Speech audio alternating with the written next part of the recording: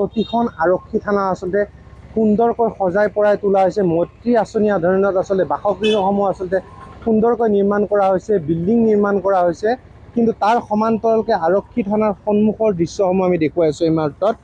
আৰক্ষী থানাৰ সন্মুখত কিদৰে আচলতে উপপথসমূহ বন্ধ কৰি এইদৰে বছৰ দিন ধৰি একাংশ দুৰ্ঘটনাত পতিত হোৱা গাড়ীসমূহ পেলাই থৈ দিছে, সেই দৃশ্য আমি এই মুহূৰ্তত নিউজ লাইভৰ দৰ্শকসকলক দেখুৱাবলৈ যত্ন কৰিছোঁ। কেমেৰাজন ধ্ৰুৱ বড়োৱে দৃশ্যবোৰ দেখুৱাই আছে।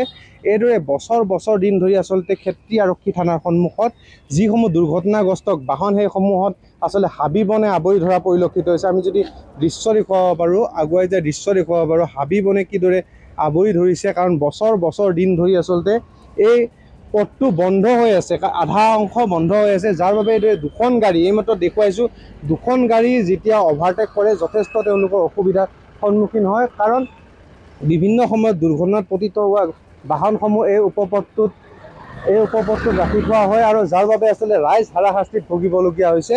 আমি ক্ষেত্ৰী থানাৰ পৰিৱেশ দেখুৱাইছোঁ। থানাৰ সন্মুখত এইদৰে ৰখাই থৈছে ডাঙৰ আচলতে বাহন, যিসমূহ দুৰ্ঘটনাগ্ৰস্ত বাহন, আৰু যাৰ বাবে আচলতে ৰাইজ বিপাঙত পোৱা পৰিণত হৈছে। দুখন বাহন চলাচল কৰিব নোৱাৰে।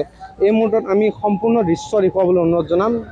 কাৰণ এইদৰে দেখিবলৈ পাইছে হাবি বনে আৱৰি ধৰিছে। কাৰণ বছৰ দিন ধৰি এইসমূহ দুৰ্ঘটনাগ্ৰস্ত গাড়ীসমূহ এই থানাৰ সন্মুখতে ৰখাই দিছে। ইয়াৰ পৰা স্থানান্তৰ কৰাৰ কাৰণে তেওঁলোকে কোনো ধৰণৰ ব্যৱস্থা নকৰে। আৰক্ষী থানাৰ যিহেতু বিল্ডিং আছে, নৱনিৰ্মিত বিল্ডিংসমূহ খুব উদ্বোধন কৰা হৈছে, সুন্দৰকৈ সজাই পৰাই থৈছে, তাৰ সমান্তৰালকৈ থানাসমূহত এক কদৰ্যময় পৰিৱেশে দেখিবলৈ পোৱা গৈছে। এইসমূহ বাহন দেখুৱাইছোঁ, কিদৰে দুৰ্ঘটনাগ্ৰস্ত বাহনসমূহ আচলতে ৰাষ্ট্ৰীয় ঘাইপথৰ কাষত লাগি থকা উপপথৰ পথত আছু নেতৃবৰ্গ আছে।